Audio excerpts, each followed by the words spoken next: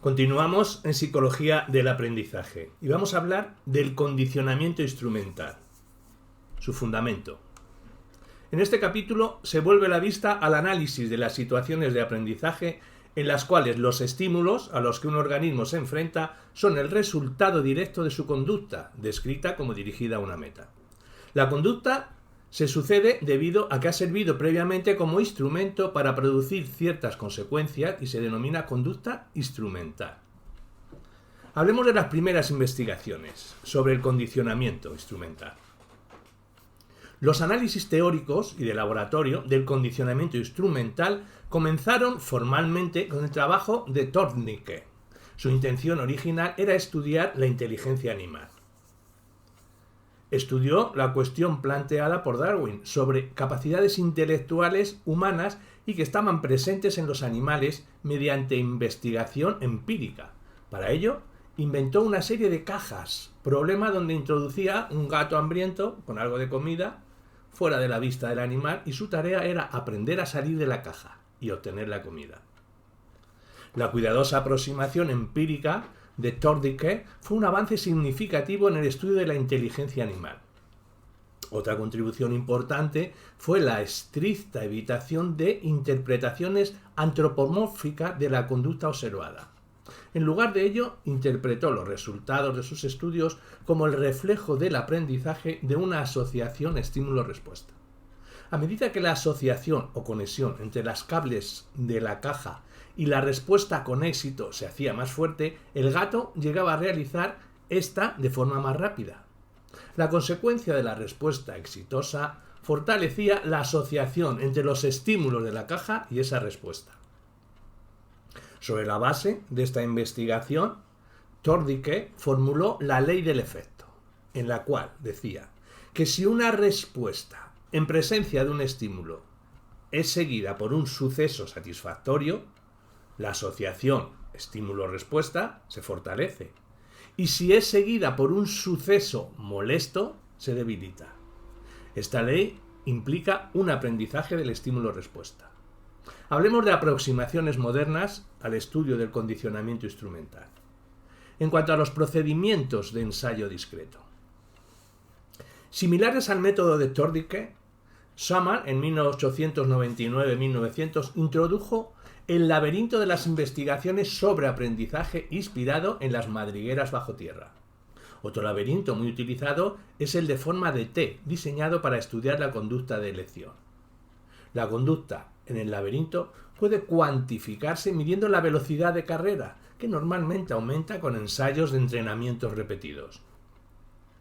Otra medida común es la latencia, el tiempo que tarda el animal en abandonar la caja, salida, y empezar a desplazarse por el pasadizo. Las latencias se hacen más cortas a medida que progresa el entrenamiento. Hablemos de los procedimientos de operante libre. Estos permiten al animal que repita la respuesta instrumental una y otra vez sin restricciones, ideado por Zimmer, para estudiar la conducta de una manera más continua. Estaba interesado en analizar en el laboratorio una forma de conducta que fuese representativa de toda la actividad en curso que ocurría de forma natural. La conducta no se divide como si fueran moléculas, por eso propuso el concepto de operante como la forma de dividir la conducta en unidades medibles con significado. Una respuesta operante se define a partir del efecto que produce en el ambiente. Las actividades que provocan el mismo efecto ambiental se consideran ejemplos de la misma operante. En cuanto al entrenamiento y moldeamiento al comedero, podemos decir que hay algunos pasos preliminares para establecer la conducta de presión de la palanca. Primero los animales tienen que aprender cuándo está disponible la comida en el comedor. Esto comprende un condicionamiento clásico, tras suficientes emparejamientos del sonido del dispensador. Con la entrega de la comida, el sonido llega a elicitar una respuesta de seguimiento del signo. Esta fase preliminar se llama entrenamiento al comedero. Después, el organismo está preparando para aprender la respuesta instrumental requerida. Si la respuesta no es algo que el animal ya realiza, nunca sucederá por sí misma. Para facilitar la adquisición de una nueva respuesta operante, al principio la comida se entrega si el animal hace cualquier cosa remotamente relacionada con la respuesta deseada. Una vez que la respuesta de alzamiento ha sido establecida, la comida solo entrega si la rata realiza la respuesta de alzamiento sobre la palanca de respuesta. Una vez que el alzamiento sobre la palanca ha sido establecido, la bolita de comida puede entregarse solo si realmente la rata presiona la palanca. Esta secuencia de pasos se denomina moldeamiento y este incluye dos tácticas complementarias: reforzamiento de aproximaciones sucesivas a la respuesta requerida y el no reforzamiento de las formas de respuesta más tempranas.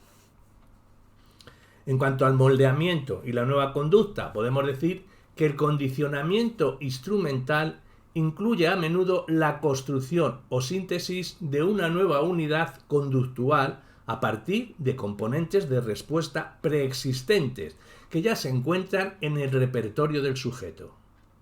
El condicionamiento instrumental puede también utilizarse para producir respuestas que no se parecen en nada a lo que el individuo es probable que haga sin entrenamiento.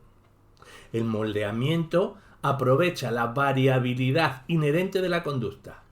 Sin esta variabilidad, los procedimientos de moldeamiento no tendrían éxito. El moldeamiento puede producir nuevas formas de respuesta nunca antes realizadas por el organismo.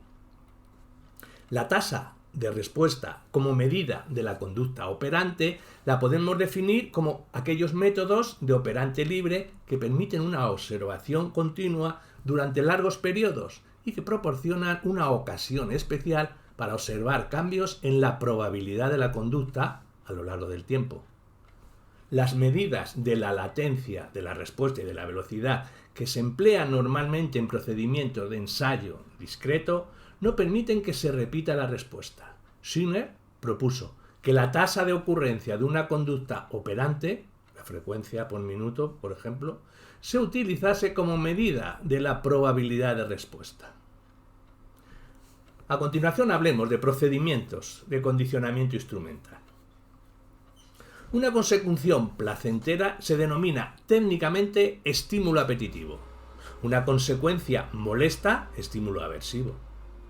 La respuesta instrumental puede proporcionar el estímulo. En este caso se dice que surte efecto una contingencia positiva entre la respuesta y su estímulo consecuente. De forma alternativa, la respuesta instrumental puede retirar o eliminar un estímulo. En este caso se dice que existe un efecto de contingencia negativo entre la respuesta y su consecuencia. Que el resultado de un procedimiento de condicionamiento sea un aumento o una disminución de la tasa de respuesta depende tanto de la contingencia respuesta-consecuencia como de la naturaleza de la consecuencia. El reforzamiento positivo lo podemos definir como que es un procedimiento en el que la respuesta instrumental produce un estímulo apetitivo. Si se da la respuesta, el estímulo apetitivo se presenta. Si no se da la respuesta, el estímulo apetitivo no se presenta.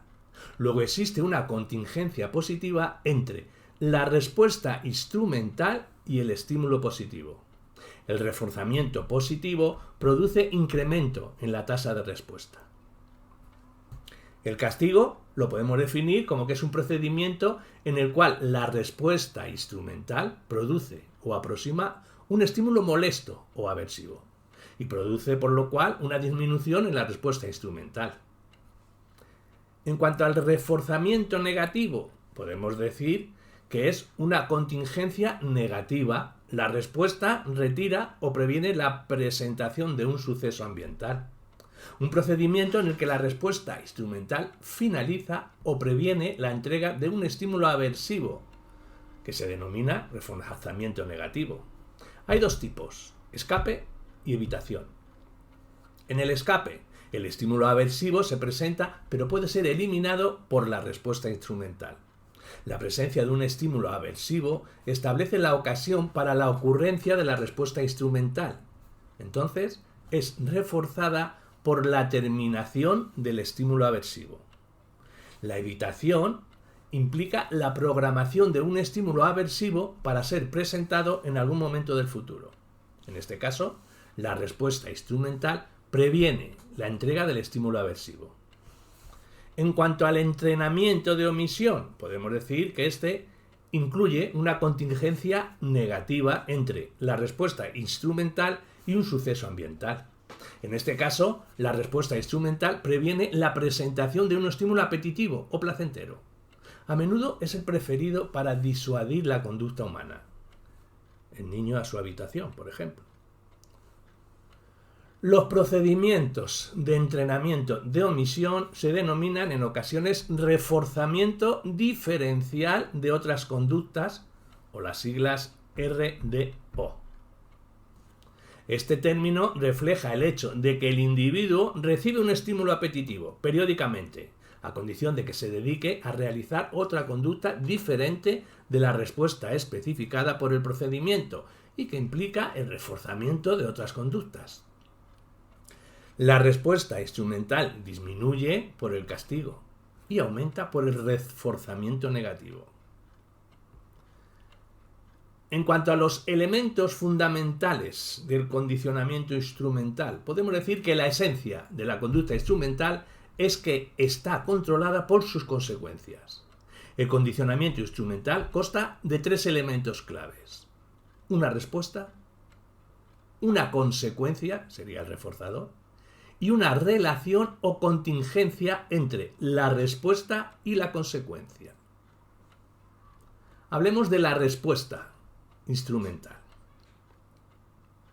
El resultado de los procedimientos del condicionamiento instrumental depende en parte de la naturaleza de la respuesta que se esté condicionando.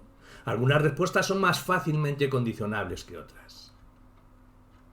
Podemos decir que la variabilidad conductual versus estereotipia, según Thorndike y Schiner, enfatizaron que el reforzamiento incrementa la probabilidad de que la respuesta se repita en un futuro. Este énfasis alentó la creencia de que los procedimientos de condicionamiento instrumental producían repeticiones de la misma respuesta, las cuales producían uniformidad o estereotipia en la conducta. Sin embargo, esto no significa que el condicionamiento instrumental no pueda verse también involucrado en la producción de respuestas creativas o variables. Los organismos pueden aprender a obtener refuerzo en situaciones donde se requiera hacer algo nuevo. Podemos decir que la relevancia o pertinencia en el condicionamiento instrumental, según Thorndike, él propuso el término de pertinencia para explicar los fallos en el entrenamiento del rascado y del bostezo.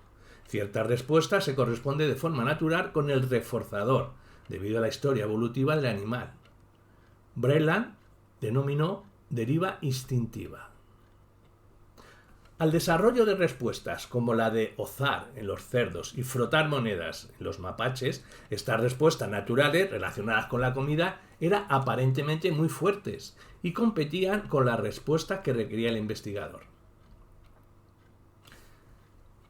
Los sistemas de conducta y limitaciones en el condicionamiento instrumental. Podemos decir que en él las limitaciones de respuesta que se han descrito son coherentes con la teoría de los sistemas de conducta. La efectividad del procedimiento para el incremento de una respuesta instrumental dependerá de la compatibilidad de esta respuesta con la organización preexistente del sistema de alimentación. Para Setterwork, en 1975, encontró que la privación de comida disminuía la probabilidad de respuestas de autocuidado, pero incrementaba la probabilidad de actividades dirigidas al ambiente, como cavar, etc. Este patrón de resultados es el que se ha observado en estudios de condicionamiento instrumental. Otra forma de diagnosticar si una respuesta es parte de un sistema de conducta es realizar un experimento de condicionamiento clásico, un EC, que llega a elicitar componentes del sistema de conducta activado por el EI. Si la deriva instintiva refleja la respuesta del sistema de conducta, las respuestas análogas a la deriva instintiva deberían ser evidentes en un experimento de condicionamiento clásico. Timberlake y sus colaboradores comprobaron estas predicciones en ratas utilizando una modificación de los estudios de manipulación de monedas de Breland. Hablemos del reforzador, instrumental. La cantidad y la naturaleza del reforzador. En un estudio sistemático, Hood, 1954, intentó aislar los efectos de la cantidad y naturaleza del reforzador alimenticio líquido mediante la variación sistemática de ambos rasgos. Los incrementos en la calidad y cantidad produjeron una mayor tasa de respuesta. Había unos cambios en la naturaleza y la cantidad del reforzador. En él se plantea la posibilidad de que la efectividad de un reforzador dependa no solo de sus propiedades, sino también de cómo ese reforzador se compara con otros que el individuo haya experimentado. La efectividad de un EI en el condicionamiento clásico depende de cómo se compare el EI con las expectativas del individuo basándonos en la experiencia previa. Esta es la idea fundamental del modelo Rescorla-Wagner. Si el EI es mayor de lo esperado, producirá condicionamiento excitatorio, y si es menor, producirá condicionamiento inhibitorio. La evidencia experimental confirma esta impresión. Los efectos de una cantidad o tipo de reforzador dependen de la cantidad y la naturaleza de los reforzadores que el individuo ha experimentado previamente, según Merle, 1972. Los resultados que obtuvo ilustran el fenómeno de contraste positivo, que se refiere a una elevada respuesta por una recompensa favorable, resultado de una experiencia anterior con una consecuencia menos activa y un contraste negativo, que se refiere a una respuesta disminuida por una recompensa desfavorable debido a una experiencia anterior con una consecuencia mejor. Los efectos de contraste también se dan si las condiciones de recompensa se modifican una y otra vez con una clave diferente, señalando cada condición de recompensa. Estos efectos son ejemplos de contraste conductual simultáneo. Todos los efectos de contraste ilustran que la efectividad de un reforzador en una situación está determinada en parte por las experiencias del organismo con reforzadores en otras situaciones. Por razones que no están totalmente claras, el contraste negativo se ha obtenido de forma más clara que el positivo.